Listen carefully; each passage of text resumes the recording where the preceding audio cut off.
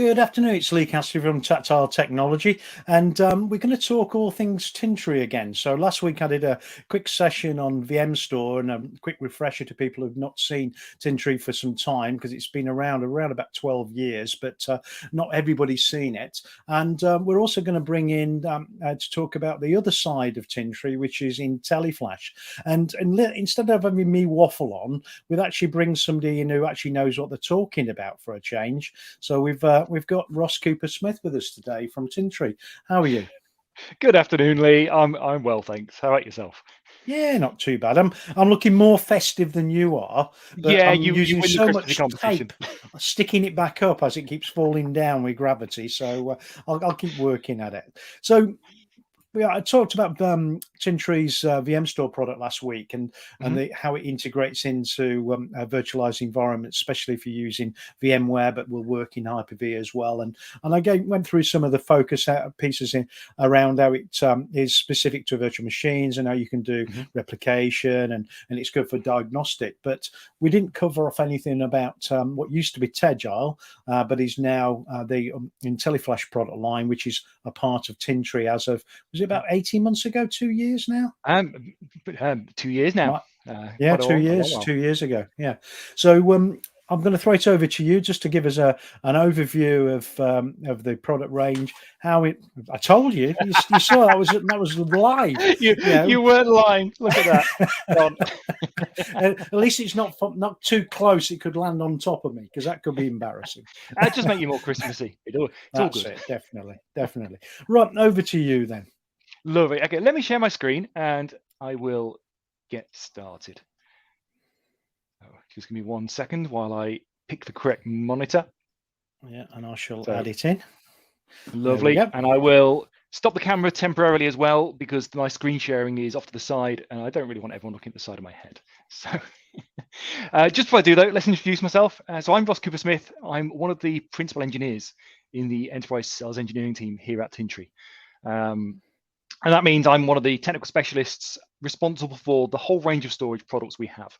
So that includes VM Store that Lee mentioned and was covered last week, which is the virtualization focused storage solution, but also Intelliflash, which is in a way, the more rounded product. Intelliflash is designed as a storage solution to cover lots of different use cases and really goes very well alongside VM Store. The two products do complement themselves really nicely. So with that said, I'm going to stop my camera ever so slightly. And I'm going to begin by just introducing DDN and Tintri for the viewers that may not have come across us before. Tintri generally is a brand that's reasonably well known within the enterprise world. We've been providing enterprise storage solutions for well over a decade. But today, Tintri is not the Tintri of old. We are officially the enterprise storage arm of DDN. And DDN is a name that is generally less well known in the enterprise space. DDN are the largest privately owned storage company in the world. They've been running for more than 20 years. But they specialize in very large-scale storage solutions and very high-performance storage solutions for AI, for high-performance computing, for research. They really specialize in big data and big data systems. They're very, very successful at what they do. Since 2014, 2/3 of the fastest 500 supercomputers on the planet have all been running DDN storage. Today, the #1 supercomputer in the world runs DDN. The Cambridge 1 supercomputer that was deployed in the UK this summer, that's running DDN storage. And a lot of this is done in partnership with NVIDIA. NVIDIA GPUs power some of the most powerful supercomputers and AI solutions in the world today. And NVIDIA actually have a supercomputer internally, codenamed Selene. That's ranked 5th in the world today, and that's powered by 15 petabytes of NVMe from DDN. So they're a very, very big storage player. But traditionally, they weren't in the enterprise space, and that's where Tintri comes into things. And Tintri today is made up of a number of products.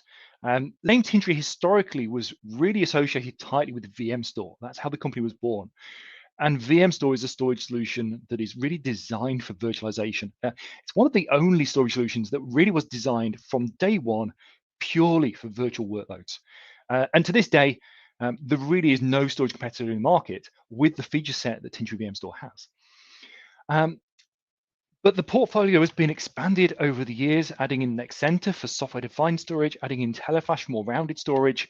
And today, the primary two products are VM Store, where the requirement is a pure virtual estate, whether that is a private cloud, public cloud, virtualization, typically VMware and Hyper-V, because they really do dominate the market.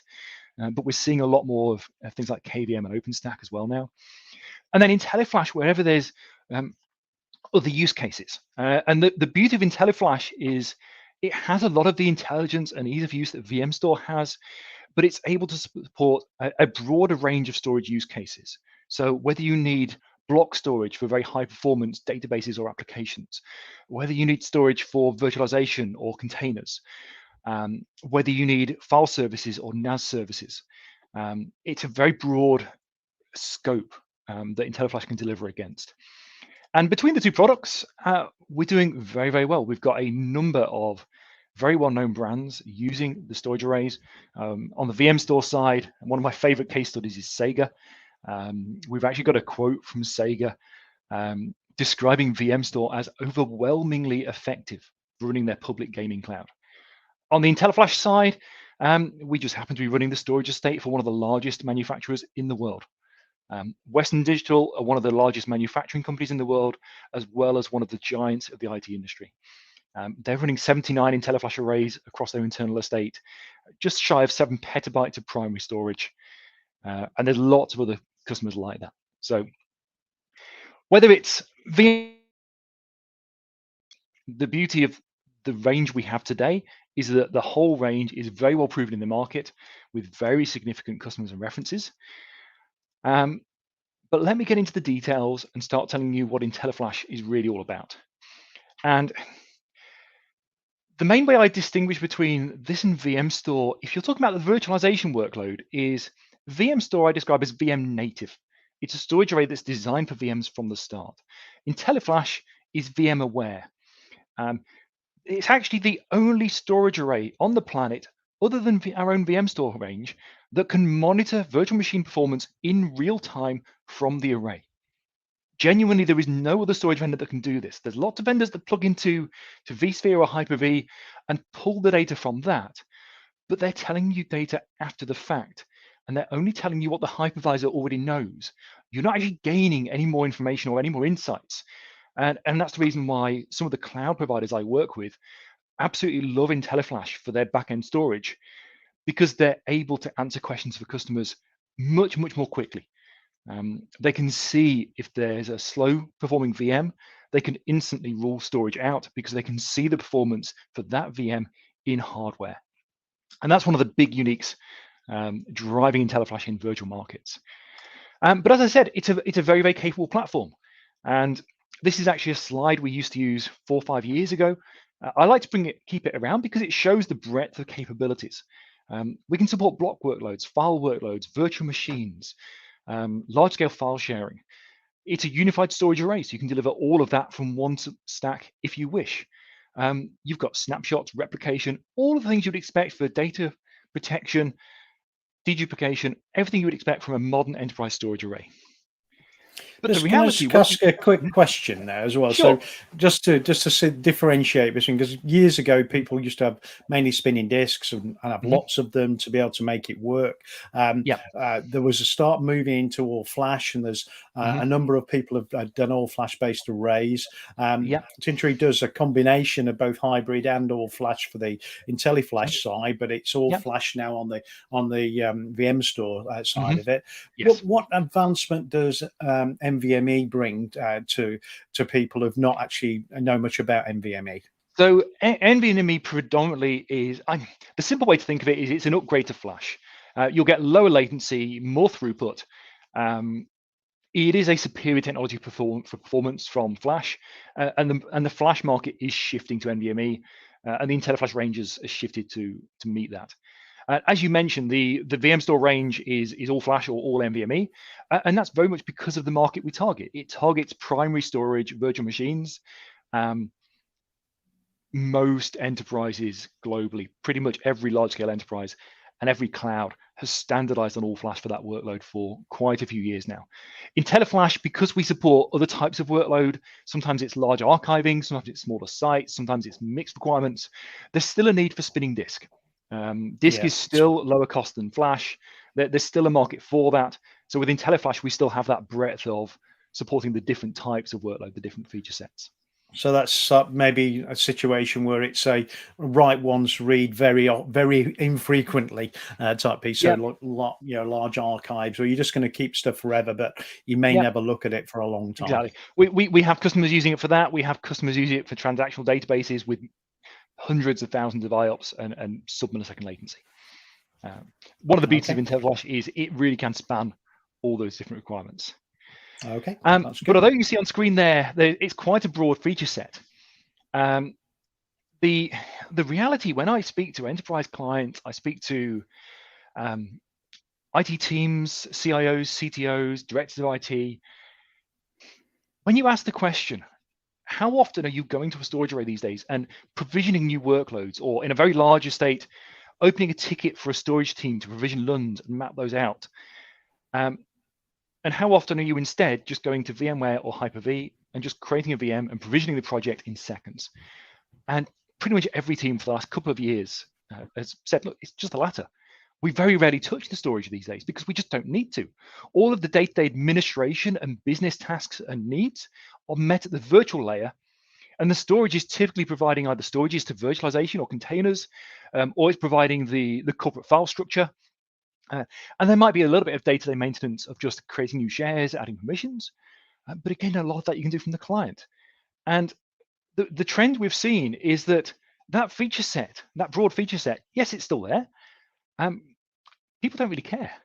Every storage array you can consider in the market today has that feature set or very close to it. We've got a little bit more flexibility than most, but broadly speaking, you're going to have snapshots, replication. Pretty much all of the storage arrays now are very well proven. It's a very mature storage market. And what's happened is that the needs of the customer base have changed, and the product has changed with that. As you said, one of the primary changes is that most primary workloads now are all flash or all NVMe. We can deliver up to 0.5 petabyte in just 2U. And I'm actually working on some of the things, if you look back at virtualization, it was actually getting away from the thought of IOPS, but really, throughput and latency was more important. How quickly can you get to that data, and how quickly can you suck the data out or push the data in, depending on what you're doing in virtualization.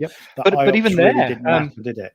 With most enterprises today, with the move to 10 gig, 25 gig, or even 100 gig Ethernet, with the move to all flash and modern controllers, for the vast majority, and I'm talking well over 90% of enterprises, probably even 98% plus, a modern all flash or NVMe storage array has more performance than that business will consume. The vast majority of the time, when we crunch the numbers now, we're finding actually there's more than enough performance, typically to the order of 10 to 20 times more than they will consume. And it makes storage management much, much simpler. It means day to day for the storage team, all you're managing is, do I have enough free space on the array? That's it. There's no need to make it any more complicated than that. You can deploy the array, you can run virtualization, you can run your databases, you can run your file sharing. You can run, as we found in 2020, 700 plus users running VDI on that same array. We had a lot of customers with existing arrays deployed, and in 2020, they suddenly had this massive demand to push a lot of users onto VDI to enable remote access and remote working. And VDI traditionally was a very demanding workload for storage. A lot of our customers were surprised when they phoned us and we said, yeah, you don't need to buy any more storage. We've checked the specs, we've checked the headroom. You have more than enough performance on the existing array, and you can just deploy that workload. And of course, I think one of the issues a lot of people had, though, when they had mixed workloads, wasn't it, with the earlier types of storage systems? If you had a mixture of something that was really dynamic like VDI, but plus you had some traditional type workloads of file and print and databases, used to sometimes get a conflict between the two. But I don't think that's a case as much these days, is it? No, it's still something to be aware of, and we still size that carefully. But 2020 proved beyond doubt that you absolutely can run multiple workloads on the same array. The hardware has met that demand comfortably now. And it's simplified the role of managing storage arrays. And it's everything we're talking about here really leads to the fact that what people need from storage day to day has changed massively over the last 3, 4, 5 years. And it's been as virtualization and cloud have matured. And I think the same will happen with containers as well. The number one goal with these is it's got to be easy to use. The expectation from most enterprise clients I have is that they're going to deploy a storage array. They are probably not going to need to touch that for 6 months, 12 months, 2 years. It's going to sit there providing file sharing, providing storage virtualization.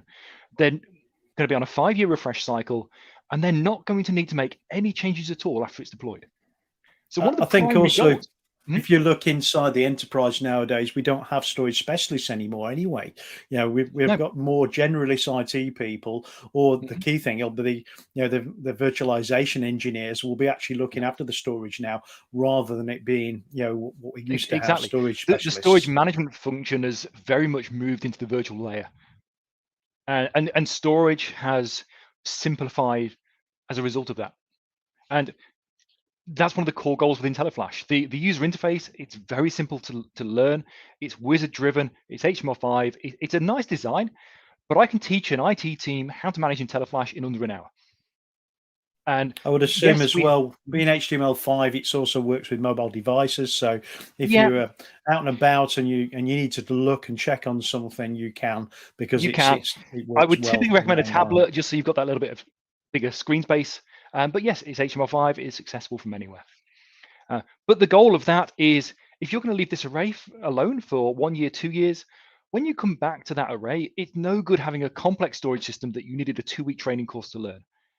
You're going to have forgotten all of that by the time you come back to it. It needs to be something you can pick up as and when you need it, and just open up the GUI and go, I know exactly how that works. I understand that. It's easy. I just want to throw in, if anybody's watching, so this is a live video, and there's a few people watching live at the moment. If anybody does have any questions at all, if you actually just do a comment wherever you're watching this, whether you're watching on YouTube or LinkedIn, just put a comment, and we can actually put those questions to Ross as well. So if you've got anything particular you want to know, just stick it in the comment section, and we'll pick it out and get Ross to answer it. I'm sure he's quite good on football, but technology might be better. Okay. Yeah. Well, I'll leave you to it. Thanks, Lee. So going hand in hand with ease of use on the array, since the goal of most enterprises now is to deploy storage and leave it alone, one of the other primary requirements is it's got to be self-managing. So every single array that we sell, whether it's VMstore or Intelliflash, includes 24/7 monitoring from ourselves as standard. So if there is a fault in the array, say a fan fails or a hard drive fails, it's going to open a support ticket automatically. The team are going to reach out to you and work with you to replace that. So again, it's designed to give you the confidence that you can leave this alone and not need to really spend cycles and spend time in your IT team babysitting the storage. One of the primary features in almost every enterprise today is supporting virtualization. Tintri is renowned for virtualization support. The company was started by one of the senior architects of VMware. So that was how Tintri was born. We've got a very, very strong focus on virtual workloads. Intelliflash, as I said earlier, is one of the only storage arrays on the planet that can natively monitor machines, virtual machines, in real time. The only other storage array that can is our own VMstore. No other vendor has this capability. And it's a big, big difference. I'm not going to go into detail, but in terms of troubleshooting and efficiency and ease of use, even just for sizing your estate and planning growth, when you can see 3 years of performance history for every virtual machine in your estate, and you can see in real time what they're doing right now, you can solve problems quicker, you can plan more efficiently. It's designed for virtualization.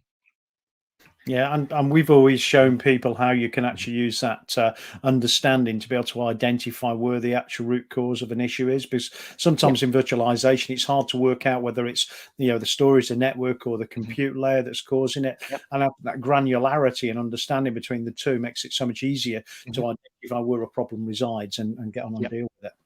Absolutely. And then moving on, one of the other features, single pane of glass management. So a lot of arrays have this kind of capability. One of the uniques, I'm going to actually pause. I'm going to come back to the unique in a second. we have some uniques around the global management, which makes it really suitable for modern enterprises with the security risks you have today around data, things like encryption, viruses, and ransomware. But I'm going to come back to that in a second, actually. One of the other things is simplicity. You can deploy a single type of array to meet a very broad range of use cases, whether this is storage for a branch, for a head office, whether this is a private cloud, public cloud, virtualization, containers, file sharing, multi-petabyte archive. It's one platform. Every array runs the same firmware with the same feature set. One of the reasons some of our larger clients are running Intelliflash is that over time, they've acquired 2, 3, 4 generations of array for a range of different use cases and roles. Every single one of those is running the same firmware. The current array and the previous 2 generations run the same firmware with the same feature set. That massively simplifies this kind of organic growth and complexity you tend to get in large enterprises. So it's a very, very strong feature. And then the final piece really is around security and snapshots. And I mentioned security briefly with the global management.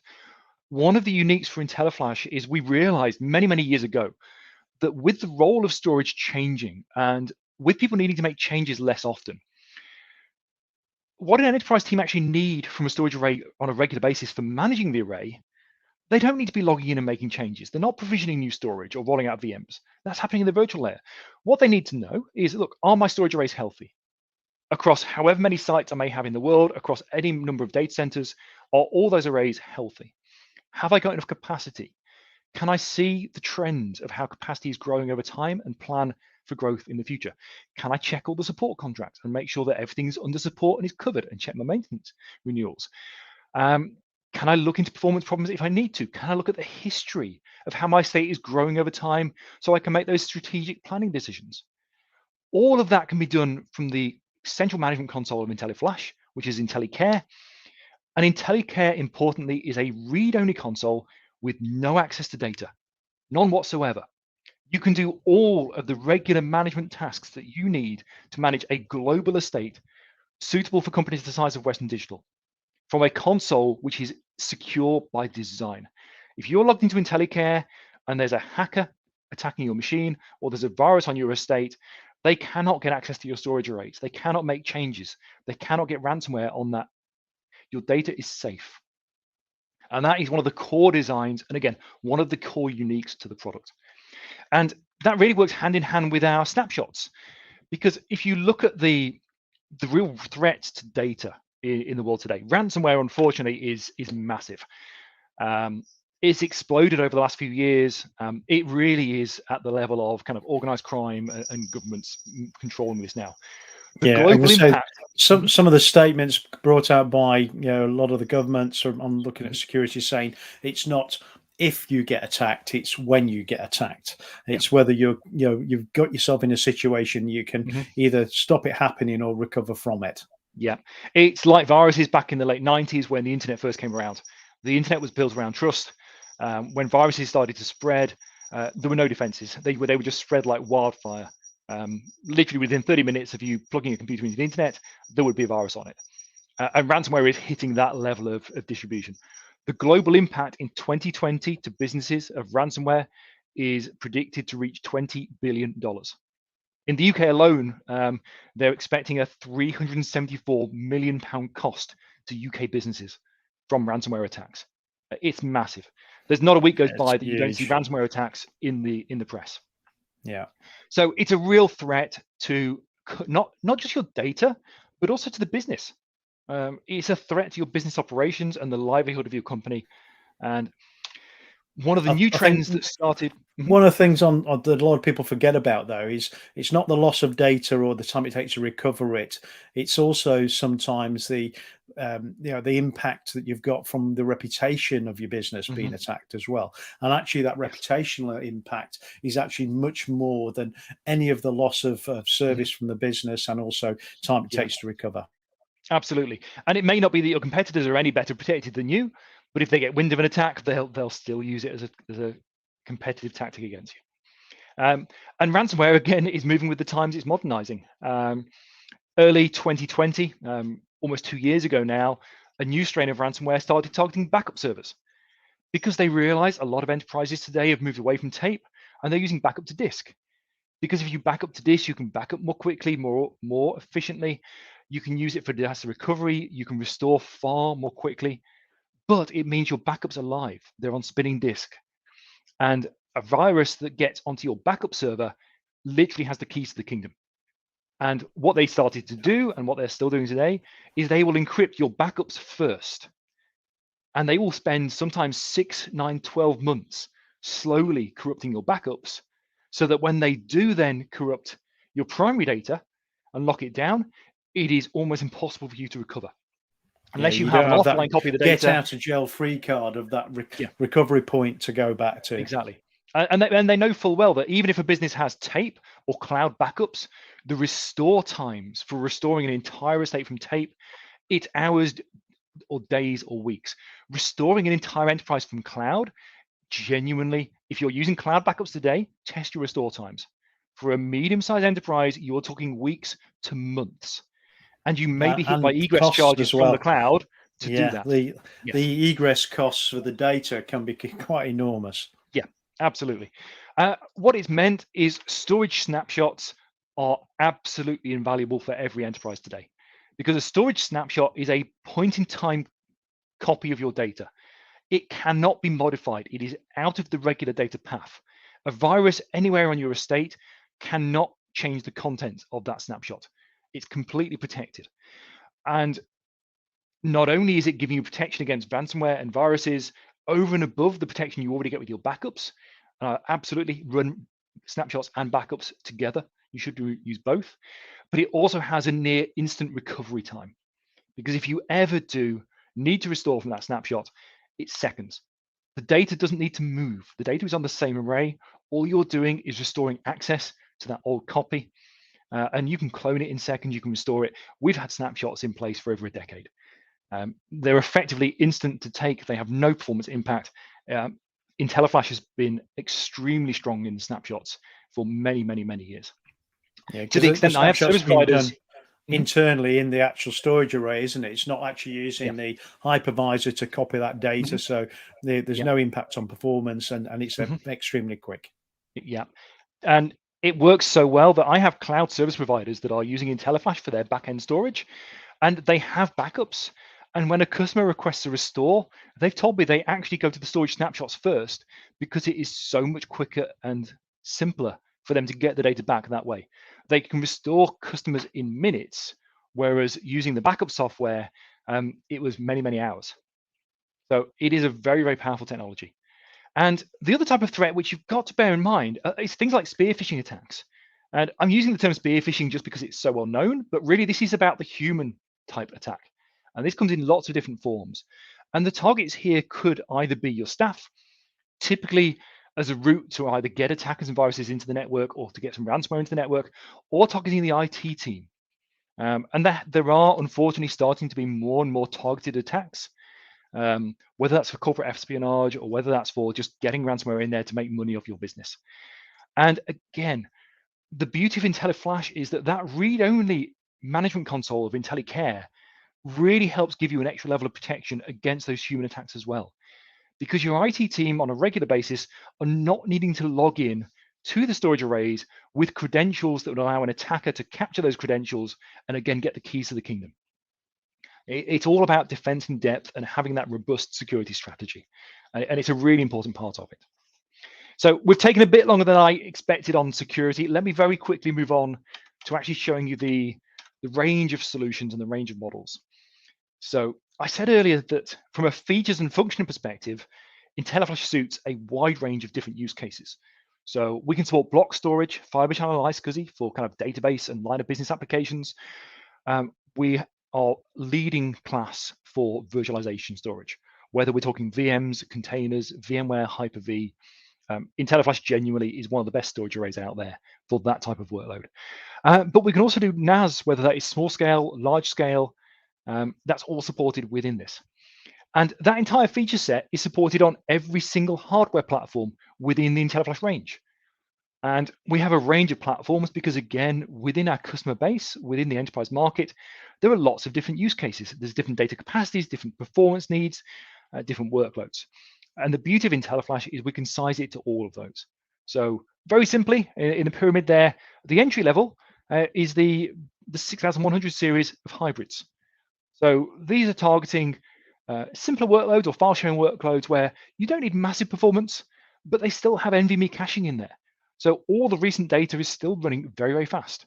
Now, the market really has moved on, and you can't really buy a slow storage array these days. The mid-range is the N6100, which is now the NVMe platform. And we have just modernized this estate. So now everything in this range is starting with NVMe. The costs of NVMe have come down to the level that you can afford to do NVMe across the board for enterprise. So much as there was a transition 2-3 years ago from 15K, 10K spinning disks to all flash, there's absolutely now a transition happening in the market of moving from flash to NVMe as standard across the board. So the 6100 is the mid-range. This is the entry-level NVMe, really equivalent to the classic all-flash storage arrays of the past, but with that little bit better latency than you would get from all-flash alone. And then the flagship is the N6200 range. These are the ultra-high performance, all NVMe, very low latency, very high power, very high scalability. And then on the right-hand side, purely because it doesn't fit in the pyramid, we have the 6200. It's a little bit big, isn't it, to fit in there? It's not a small toy. So the 6000 is the large-scale hybrid. So these today start at 0.5 petabyte. They can scale to 10 petabytes or beyond of effective storage capacity. And these are using that relationship we have with DDN, our corporate parent. DDN specialize in very large-scale bulk storage solutions. So we're using the DDN hardware. It's the DDN controllers, the DDN expansion shelves and chassis with IntellifLash software running on that. And that gives us a very large-scale storage solution for unstructured data, for bulk data sets, for those type of workloads. So things like data lakes and those kind of things that people are starting to create nowadays. Yeah, absolutely. Data lakes, enterprise file shares, all these types of workload. It's a very good fit. But every model there runs the same firmware with the same feature set, managed the same way. They're all running IntellifLash as the firmware on the device. They're all managed very simply over HTML5 or via the REST API if you wish to automate tasks. And they're all monitored from IntelliCare. So it doesn't matter how many different types of use case and requirement you have within your business or what level of budget you have. If you've got an enterprise workload, enterprise requirement, IntellifLash almost certainly is going to fit. Okay, so that hopefully was a good introduction to IntellifLash. Lee, definitely. I know you were hoping to do a demo. Have we got time for that, or do we need to? Oh, yes. It's only just gone 1/2 past, so we've got plenty of time. Lovely. Okay. For this, I will turn my camera off because now I do have to look to the other side. I've got to drive this. So I'll drop us both out, actually. So I'll just put it on a slightly different view. So all I'm going to do is I'm going to demo IntelliCare rather than IntellifLash. So IntelliCare is the management console, and for all of our customers, this is what we recommend as the primary management interface. This gives you that holistic overview of your whole estate, but it also gives you that in a very secure way. So absolutely best practice is to use IntelliCare to manage your IntellifLash systems. If we want to do a demo of IntellifLash as well, we can absolutely do that. It's just as easy to use, just as easy to understand. So what you're looking at here is the dashboard for our global demo lab. And you can see we've got 13 arrays being monitored in total. Of these, we have a number of these that are being used for kind of private demos, for testing. Some are just not on the public internet. So you can see at the minute, we've got 4 that are actively being monitored, 9 inactive. And inactive here doesn't mean necessarily the array's offline. What it means is it's not being monitored in IntelliCare. Most enterprise customers, every array you own would be actively monitored. We have a few clients, police, military, secure sites where they don't want to monitor this in the cloud. And for those, you wouldn't really use IntelliCare for that. But for most enterprise customers, this is where you would come. You can see the alerts, and these are a summary of the alerts you've had in the last 7 days across your entire estate. So you can very easily keep an eye on this and just see what alerts have been raised. You can click on these if you need to, go into the details, and you can very easily see what kind of faults there are. And we can see here, it's not even refreshed, but the bulk of these are fan failures. And we're marking that as a critical error fault because our definition is that anything where it's a physical failure that needs human intervention to correct, no matter how minor, we're going to class that as a critical fault, and we're going to flag that accordingly in our support ticket system and on the array. But we'll give you the trend data as well, so you can keep an eye over time and see, look, there's clearly been a spike recently. If we go and look at the 60-day overview, yeah, there's clearly been something going on in the lab. I suspect one of the engineers has been doing work, and it's triggered a bunch of warnings. But you can see over time, if you have had a spike in alerts, and you can very easily drill in and have a look at what happened at that point in time. And again, having that insight, really useful for kind of root causing things and making sure everything's running smoothly. We've got Call Home as well. So Call Home runs in parallel to IntelliCare. We believe in redundancy with these storage arrays. So we have IntelliCare, where we're collating all the logs and health information from the arrays, but we also have Call Home, which very simply is collating the same data, the same types of alerts, but doing so over standard SMTP email. So, and we'll use Call Home alerting and IntelliCare in parallel. So even if one of these services fails, your arrays are still being monitored by us. Smack bang in the middle is capacity usage. One of the challenges of modern storage arrays is that they will be using thin provisioning, compression, dedupe, all these space-saving technologies. That capability is a big part of why Flash is so much more affordable these days. But what it does mean is the amount of storage you're provisioning internally, the amount of storage your VMs appear to use, or the storage your files appear to be taking up, does not necessarily map directly to how much space that needs on the back end. The global average for dedupe in the enterprise sector is around 2 to 1. It really does depend on your data set. We've got clients anywhere from 2, 3, 4 to 1, all the way up to a few deployments where we're seeing 14, 15, even 20 to 1. So you can get a very high compression ratios depending on your data set. And yeah, the higher is normally things like VDI type workloads. Yeah, VDI, software development, testing labs, those kinds of workloads where there's a lot of duplication of data. You can get very, very impressive data reduction results. Even backups as well, that kind of technology. So it's very important to be able to see clearly on your storage array how much space is actually being used, how much space you've got physically free on the drives. And that's what you see here. You're seeing available on this particular state, 46 terabytes. It is a lab, so it's pretty small.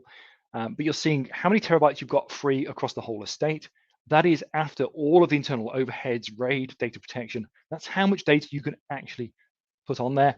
It's showing you how much space your data is consuming today, how much space your snapshots consuming, and whether there's anything being consumed by internal overheads. And this predominantly tends to be old snapshots that we're in the process of deleting and freeing up the space for. You can also see on the right-hand side how much space we're saving. You can see your overall data reduction rates, and the combination of that plus the free space here lets you know how much more data you can fit on your arrays. So here, there's about 46 terabytes free, 2.8 to 1. You're going to get well over 100, 140 terabytes of capacity. 140 is a bit excessive. 100, 110 terabytes of additional space. I'm trying to do the maths in my head. So you can see very easily exactly how much room you have for growth within the estate. And you can also see down the bottom here, another health indicator of just whether there's any alerts on the health checks of the arrays. And this is something we have running in addition to the standard event logs on the arrays. We've also got a regular set of checks that are checking things like network availability, network port, controller health, number of different health checks that are running all the time, which essentially are making sure that all your arrays are in a fully redundant state. They're able to fail over between the controllers, all the network links are up, just doing that little bit of extra care and attention. If I go on the Arrays tab, we can now see details for individual arrays. And if I pick one of the medium-sized systems here, a T4700, what we can now see is we can see the capacity report for this individual array. We can see the overall data reduction we're seeing at this particular site, this location. And you also see here we've got the description of whether it's in active, passive mode, how many pools we're running. We can see the uptime of the controllers, the firmware version, how many alerts are present. You've also got a link to management. So if you did need to make a change, if you needed to provision a new share, a new LUN, it's a single click from IntelliCare to actually open up a tab with the user interface for that particular array. You'll authenticate separately into that for security, and then you can go make your changes. So even though this is a read-only secure console, it's still very, very simple to make a change if you need to. It's not really adding a huge number of extra steps or complexity. We can go into the system information. We can look at the hardware summary. We can verify that health check logs are uploading into IntelliCare on a regular basis as they should.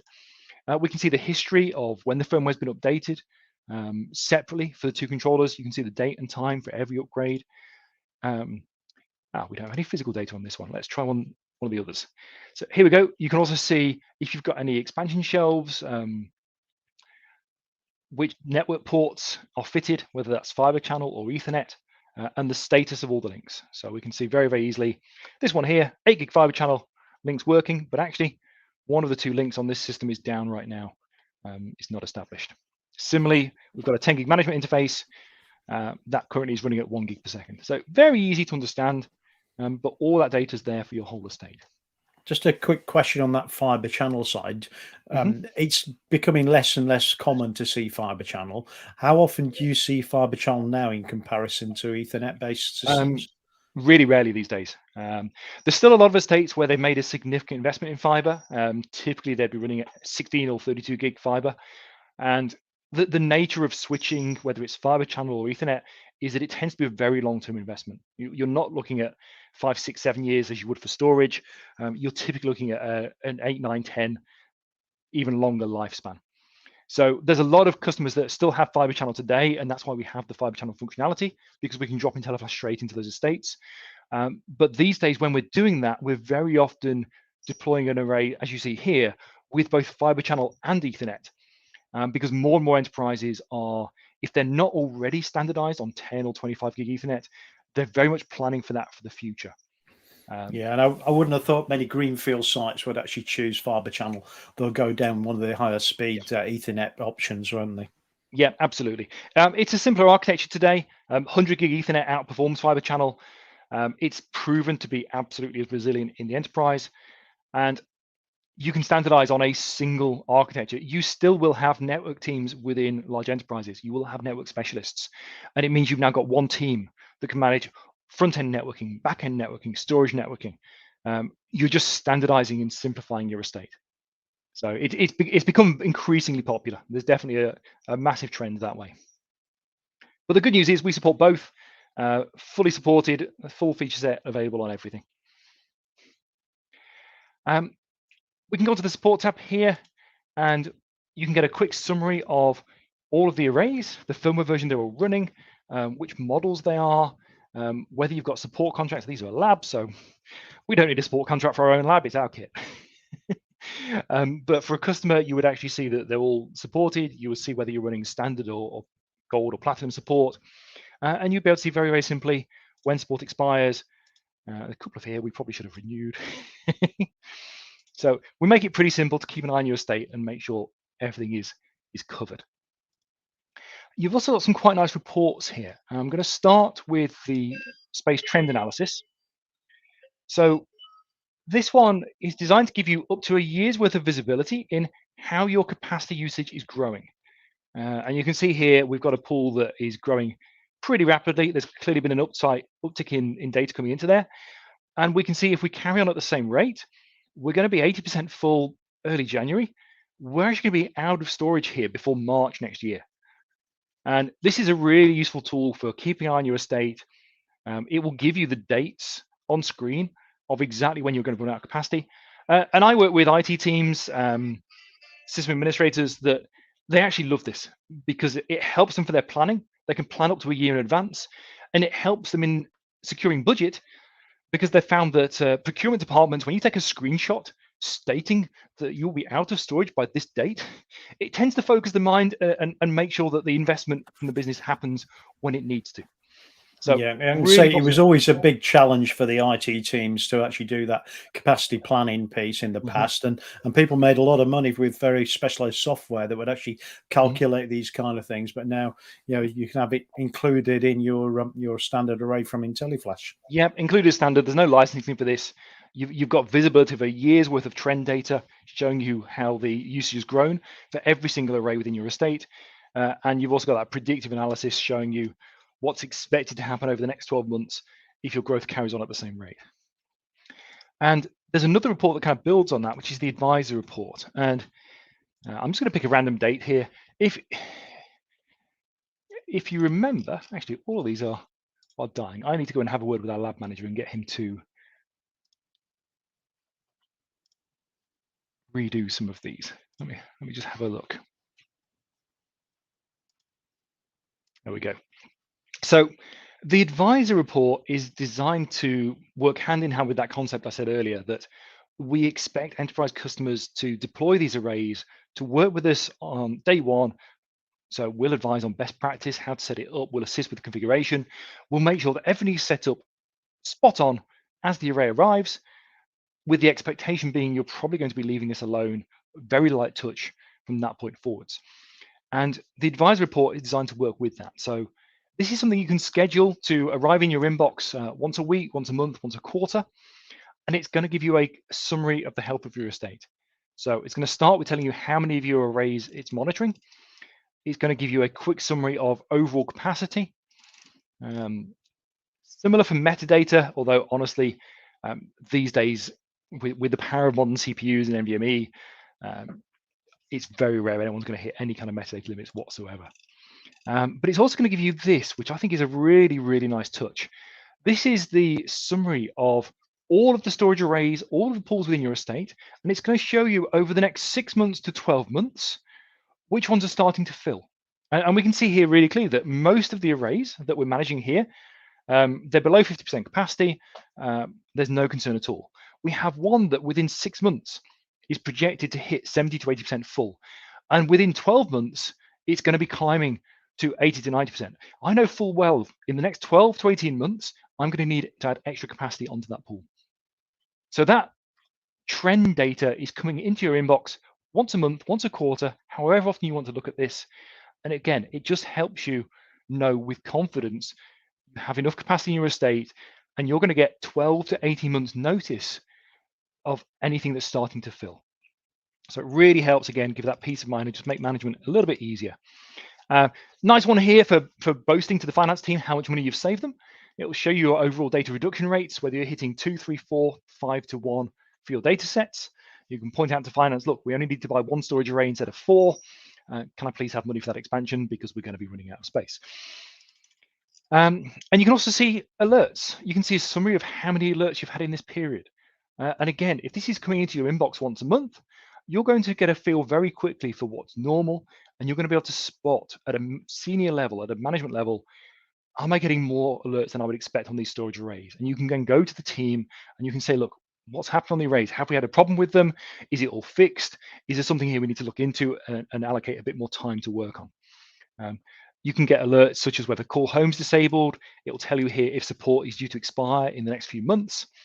And all of that is going to come in an email straight to your inbox. You don't even have to log into the array once you've configured this. So there's a few other touches. There's more detail we can go into, but I think that's a reasonable quick introduction to Intelliflash and just day-to-day kind of the experience of managing these arrays. Yeah, that's great. Thank you very much. Any other areas you want to cover? We've got about 10 minutes to go. If you've got any other key things you think would be important or use case side of things. I think for an introduction, we've covered quite a lot of content because we've talked about a lot of different use cases, a lot of different requirements. I would say probably the ending statement, the closing statement would be, if you're managing storage today, if you've got a primary estate running virtual machines, file storage, if you've got a requirement that's anywhere from 50 terabytes for VMs, a couple of petabytes for VMs, anywhere from 50 terabytes to 5 petabytes of unstructured data storage, come talk to us and have a look at Intelliflash. It's probably going to surprise you. Yeah, and so in the background we've got Rachel driving a few things, putting a few little banners up and things. So if you want to stick the banner up about doing a personalised demo in the future, Rachel, or ask for more information. So if you want to take down those details, so either lee.cassidy@tactiletechnology.com or rachel.gould@tactiletechnology.com, we can get you set up for a personalised demonstration or further information, so you can learn about anything to do with Intelliflash. Also, we can talk about the VM Store side of things, which we demonstrated last week. We've got a couple of other talks coming up. One is tomorrow, which is with John Andrews from Gurukul. Gurukul's a company that specializes in security. So we were talking a little bit about security and some of the issues around ransomware and those kind of things. Gurukul's got a very great solution that allows you to do SIEM, which is the monitoring of your infrastructure and looking for patterns of breach, but also some heuristic type pieces as well. So looking at human behavior and what's happening there, UBA type monitoring as well. And we're going to have John talking about his experience, because he's also an ex Splunk employee, so he's seen it from some of the other technologies as well. So we've got John tomorrow. Next Tuesday we've got KJ Clark from Downtown in Business, who is very good at getting people together to work together. So she's going to tell us a little bit about Downtown in Business and herself and how she got to where she is today with that. And she's done some great jobs of introducing us into a number of organizations that we can talk to about some of our technology as well. So, join us next week with KJ, or join us tomorrow with John Andrews as well at Gurukul. Well, thank you very much, Ross, for joining us today. That's been great. As always, very professional, very knowledgeable. Like I say, it's always good to bring the professional in from time to time rather than the amateur like myself. Don't undersell yourself too hardly. Yeah, and it's also very good to talk about aeroplanes. We were chatting about aeroplanes before, because we've both got a bit of an aeroplane background and things from the past, so that's quite pleasant to do as well. Well, thanks ever so much again, and hopefully speak to you again soon. Thanks, Lee. Speak to you soon.